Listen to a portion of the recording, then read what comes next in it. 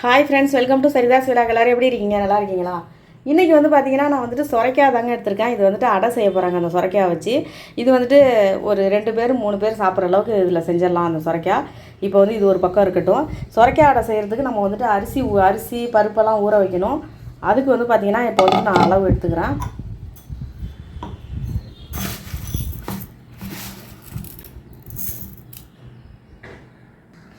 பாருங்கள், இந்த அரிசி புழுங்கரிசி, அதாவது ரேஷன் கடையில் வாங்கிட்டு வந்த புழுங்கரிசி தான். நான் இதை தான் இட்லிக்கு ஊற வைப்பேன். நல்லாயிருக்கும், இட்லியும் நல்லா சூப்பராக வரும். இதை தான் இப்போ அடைக்கி போட போகிறேன். இதில் பாருங்கள், இந்த பாருங்கள் அளவு நீங்கள் எதில் வேணாலும் அளவு எடுத்துங்க. இது இந்த அளவு டம்ளரில் தலை தட்டி எடுத்துருக்கேன். 1 டம்ளரு, ஒரு 1/2 டம்ளர் எடுத்துக்குவோம். 1/2 டம்ளர் அரிசி. இந்த பாருங்கள், ஒரு 1/2 டம்ளர் அரிசி. இப்போ இந்த அரிசி இப்படி இருக்கட்டும். இதுக்கு மேலேயே நம்ம கடலைப்பருப்பு நம்ம அதுக்கு மேலே போட்டுடலாம். இது ஃபுல்லாக வர வரைக்கும், இந்த டம்ளர் ஃபுல்லாக வர வரைக்கும் கடலைப்பருப்பு போட்டுருங்க.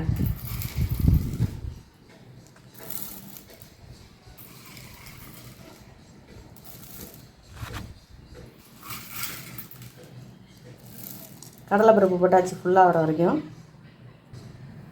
1/2 டம்ளர் அரிசி, அதுக்கு மேலே 1/2 டம்ளர் இருந்தால் கடலைப்பருப்பு போட்டாச்சு. இப்போ இதுக்கு மேலே கோபுரமாக அப்படியே இந்த துவரம்பருப்பு கோபுரமாக அப்படியே போட்டிங்கன்னா அப்படியே உளுந்துடும். அவ்வளோதான். இதுதான் அளவு. தெரியுதா உங்களுக்கு? 1 டம்ளர் ஃபஸ்ட்டு அரிசி போட்டுட்டேன். அதுக்கப்புறம் 1/2 டம்ளர் அரிசி எடுத்தேன். அதுக்கு மேலே கடலைப்பருப்பை நல்லா ஃபுல்லாக இதில் போட்டாச்சு. மேலே கோபுரமாக இந்த துவரம்பருப்பு போட்டேன். அவ்வளோதான், முடிஞ்சிச்சு அளவு. அப்படியே ஒன்றாவே நம்ம ஊற வச்சிடலாம். இதை நல்லா கழுவிட்டு வந்துடுறேன். கழுவிட்டு வந்துட்டேன்.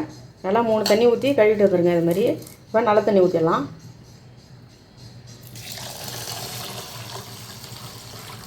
இது நல்லா 3 மணி நேரம் நான் ஊற வைக்க போகிறேன். டைம் இருந்தால் நீங்கள் 4 மணி நேரம் கூட ஊற வைக்கலாம், ஒன்றும் பிரச்சனை இல்லை. கடலைப்பருப்பு துவரம்பருப்பு சீக்கிரமே டக்குன்னு உங்களுக்கு 1 மணி நேரத்தில் நல்லா ஊறிடும். அரிசி மட்டும் ஊறுறதுக்கு தான் கொஞ்சம் லேட்டாகும். ஒரு 2 மணி நேரம் ஊற வச்சாலே நல்லா போதுமான அளவுக்கு ஊறிடும். நான் இப்போ 3 மணி நேரம் ஊற வச்சுக்கிறேன், டைம் இருக்குது அதனால். இப்போ காஞ்ச மிளகா பாருங்கள், நான் ஒரு 8 மிளகா எடுத்துருக்கேன் காரத்துக்கு. நல்லா எங்கள் வீட்டில் காரம் சாப்பிடுவோம். உங்களுக்கு காரத்துக்கு தகுந்த மாதிரி போட்டுங்க. காரம் உங்களுக்கு கம்மியாக வேணும்னா நீங்கள் கம்மியாக எடுத்துங்க. நான் ஒரு 8 காஞ்ச மிளகா போட்டிருக்கேன். இது அந்தளவுக்கு காரம் இல்லை, அதனால தான். இப்போ இந்த காஞ்ச மிளகாவை நான் இது மேலேயே போட்டுடுறேன். இது அப்படியே நம்ம அரைக்கும் போது நம்மளுக்கு ஈஸியாக இருக்கும். நல்லா ஊறிடும். இது மேலேயே போட்டு நம்ம அப்படியே வச்சிட்டோம்னாக்கா அரைக்கும் போது போட்டு அரைச்சிக்கலாம். இப்போ நம்ம மூடி வச்சிடலாம். 3 மணி நேரம் கழித்து நம்ம அதுக்கப்புறம் என்ன செய்யலாம், அடைக்கு என்னென்ன வேணும் அப்படிங்கிறதெல்லாம் பார்க்கலாம். நல்லா 3 மணி நேரம் ஊறிடுச்சு பாருங்கள். நல்லா சூப்பராக ஊறிடுச்சு. இப்போ நம்ம அரைக்க ஆரம்பிச்சிடலாம். இது ஒரு பக்கம் இருக்கட்டும். அடுத்து பாருங்கள், சுரைக்காய் தோல் நீக்கிட்டு தோலை எடுத்துகிட்டு நம்ம இதில் காய் நறுக்கிறதுல இதில் நல்லா சுரைக்காவை திருவி எடுத்துக்கலாம். அப்படியே தேங்காய் தூப்பு திருவோம்ல, அது மாதிரி திருவி எடுத்துக்கலாம். கேரட்டு பீட்ரூட்லாம் திருவோம்ல, அது மாதிரி திருவி எடுத்துகிட்டு வந்துடுறேன். பாருங்கள், சுரைக்காவை நம்ம இதை மாதிரி திருவி எடுத்துக்கோங்க. பாருங்கள், நல்லா சுரைக்காவை இது மாதிரி திருவி எடுத்துக்கிட்டேன். நீங்கள் இது மாதிரி திருவுறத்துக்கு உங்களுக்கு டைம் இல்லை அப்படின்னாக்கா சின்னதாக கட் பண்ணி அப்படியே மிக்சியில் போட்டு அடிச்சிடலாம் நீங்கள் ஒரு அடி. ஆனால் தண்ணியெல்லாம் ஊற்றி அடிக்கக்கூடாது. அப்படியே பொடி பொடியாக நம்ம கூட்டுக்கெல்லாம் அறிவோம்ல, அது மாதிரி அரிஞ்சு நம்ம மிக்சியில் போட்டு அப்படியே கிரைண்டரில் மாவு அரைச்சோம்னா அதிலே போட்டு அரைச்சிடலாம். இல்லைன்னா மிக்சியில் அரைச்சிங்கன்னா அதிலே நீங்கள் அரைச்சிடலாம். இப்போ நான் இது மாதிரி திருவி இருக்கேன். இதையும் ஒரு சுற்று போட்டு அப்படியே சுற்றி நம்ம போட்டோம்னாக்கா இன்னும் நல்லா டேஸ்ட்டாக இருக்கும். உங்களுக்கு திப்பியாக இது தெரியாது. உங்களுக்கு சாப்பிடும்போது நமக்கு அப்படியே வெந்து போய்டும். அப்படியே தண்ணியில் இது அப்படியே நல்லா வெந்து போய்டும், ஒன்றுமே தெரியாது. இல்லை மாவோடு சேர்த்து நம்ம அரைக்கிற மாதிரி இருந்தால் கூட இதை போட்டு அரைச்சிடலாம். இப்போ வாங்க நம்ம மாவு அரைச்சிடலாம். அடுத்து மாவு அரைச்சிடலாம். 1 ஸ்பூன் அளவுக்கு சோம்பு போட்டுங்க. பெருஞ்சீரகம்னு சொல்லுவாங்கள்ல, அந்த சோம்பு போட்டுங்க. அடுத்து இந்த மிளகாய் எடுத்து போட்டுடலாம். இதை நான் அடமாவு பக்குவத்தில் குறப்பாக அரைச்சிட்டு வந்துடுறேன். ஃபஸ்ட்டு ரொம்ப தண்ணி ஊற்றி அரைக்க வேணாம். நம்ம சுரைக்காய் போட்டு ஒரு சுற்றுவோம், அதுலேருந்து தண்ணி இருக்கும் நிறையா. அதனால் கொஞ்சம் திக்காகவே அரைச்சிக்கலாம். குறப்பாக அரைச்சிங்க, ரொம்ப நைஸாக இல்லாமல் குறப்பாக அரைச்சிங்க. நான் கொஞ்சம் கொஞ்சமாக தான் போட்டு அரைக்கிறேன் மிக்சியில். இந்த பாருங்கள், இது மாதிரி குறப்பாக அரைச்சிங்க. பாருங்கள், இப்படி அரைச்சிக்கோங்க. நான் எல்லா மாவையும் அரைச்சிட்டு வந்துடுறேன். மாவு வந்துட்டு அரைச்சிட்டேன். அடுத்து இந்த சுரைக்காவையும் போய்ட்டு நம்ம மிக்சியில் ஒரு அடி அடிச்சுட்டு வந்துடலாம். பாருங்கள், அதே மிக்சியில் தான் சுரைக்காவை அரைச்சிட்டு வந்துடலாம். பாருங்கள், சுரைக்காவையும் அரைச்சிட்டு வந்துட்டேன். இதில் போட்டுடலாம் மாவில். அவ்வளோதான். இன்னும் இருக்குது கொஞ்சமாக இருந்துருங்க, லைட்டாக இருக்குது, அதை எடுத்து போட்டுடுறேன். சுரைக்காவை பாருங்கள், பார்க்க எவ்வளோ இருந்துச்சு. அரைச்சோன்னே அப்படியே பாருங்கள் திப்பி திப்பியாக தான் இருக்கும். பரவாயில்ல, அப்படியே இருக்கட்டும், அப்போ தான் நல்லாயிருக்கும். ரொம்ப நைஸாக இருந்தால் நல்லா இருக்காது. இப்படி இருந்தால் ஓகே. மாவும் அரைச்சாச்சு. பொடியாக வெங்காயம் நறுக்கி வச்சுருக்கேன். நான் ஒரு பெரிய வெங்காயம் ஒரு 3 வெங்காயம் எடுத்தேன். அதை நைஸாக அரிஞ்சு வச்சுருக்கேன். நல்லா பொடியாக நறுக்கிக்கோங்க. இது மாதிரி கருவேப்பிலை கொஞ்சமாக போட்டுங்க, கொஞ்சம் பொடியாக அது கட் பண்ணி வச்சுக்கோங்க. அவ்வளோதான். உப்பு, தேவையான அளவு உப்பு. இப்போ இந்த மாவில் வந்துட்டு நம்ம இந்த வெங்காயம்லாம் போட்டு கலக்கிடலாம். மாவுக்கு தேவையான அளவு உப்பு போட்டுடலாம். பாருங்கள், கருவேப்பிலை, வெங்காயம் போட்டுடலாம். வெங்காயம் நிறையா போட்டால் நல்லாயிருக்கும். சின்ன வெங்காயம் போட்டால் இன்னும் நல்லா சூப்பராக இருக்கும். சின்ன வெங்காயம்லாம் அரியறதுக்கு ரொம்ப லேட்டாகவும் கஷ்டமாகவும் இருக்கும். அதனால் வந்துட்டு பெரிய வெங்காயமே அரிஞ்சாச்சு. இது நல்லா சூப்பராக இருக்கும். அவ்வளோதான். மாவை நல்லா கலக்கி விட்டுடலாம்.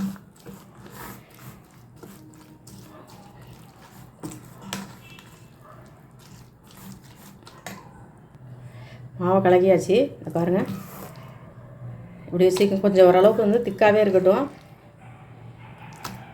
அவ்வளோதான். உங்களுக்கு வந்துட்டு இந்த காரம் உங்களுக்கு பத்தாது அப்படின்னாக்கா நீங்கள் பச்சை மிளகா கூட அரிஞ்சு போட்டுக்கலாம், நல்லாயிருக்கும். இல்லைனாக்கா தனி மிளகாத்தூள் கொஞ்சமாக போட்டுங்க. இந்த காரம் உங்களுக்கு இந்த பட்டை மிளகா போட்டு காரம் பத்தலை அப்படின்னாக்கா நீங்கள் கொஞ்சம் தனி மிளகாத்தூள் இருந்துச்சுன்னா அது கொஞ்சம் போட்டுங்க. அவ்வளோதான். நம்ம வந்துட்டு இப்போ ரெடி ஆகிடுச்சு, மாவு ரெடி ஆகிடுச்சு. அடுத்து நம்ம போயிட்டு தோசைக்கல்லை அடுப்பில் வச்சிடலாம். கல் காஞ்சிருச்சு.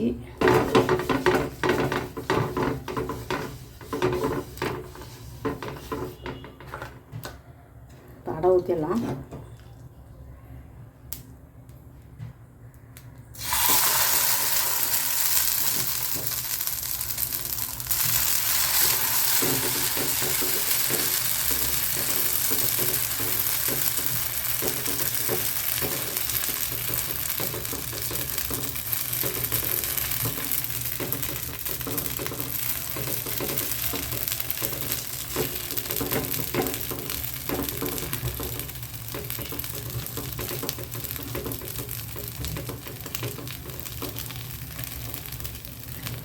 எண்ணெய் ஊற்றிடலாம் கொஞ்சம்.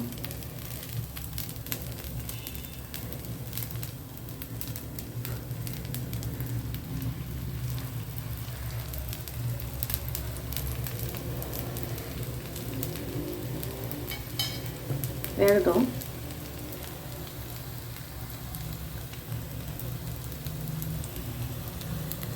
இப்போ திருப்பி போட்டுடலாம்.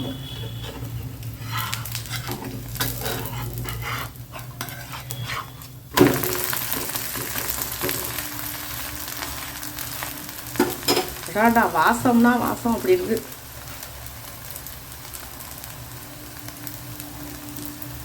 எண்ணெய் இருக்குது, இருந்தாலும் லைட்டாக இந்த பக்கம் ஊற்றிக்கலாம். நாங்கள் எண்ணெய் நிறையா ஊற்றுறீங்க அப்படின்னு கேட்காதீங்க. அடையினாலே எண்ணெய் வந்துட்டு நிறையா இருந்தால் தான் கொஞ்சம் ஓரளவுக்குனாலும் இருக்கணும், அப்போ தான் நல்லா ஒரு டேஸ்ட்டாக இருக்கும்.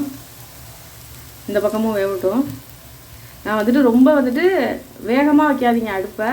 கொஞ்சம் ஓரளவுக்கு வந்துட்டு கொஞ்சம் மெதுவாக, அதாவது மீடியம் இதில் வச்சுக்கோங்க.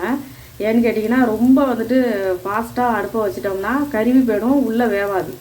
அதனால் வந்துட்டு கொஞ்சம் எல்லாமே வந்துட்டு இந்த அடை இது மாதிரி ஐட்டம்லாம் கொஞ்சம் மீடியமாக வச்சுக்கணும். அதுக்கப்புறம் தான் நல்லா வேகும். வெந்துக்கிட்டே இருக்குது. அவ்வளோதான், எடுத்துடலாம்.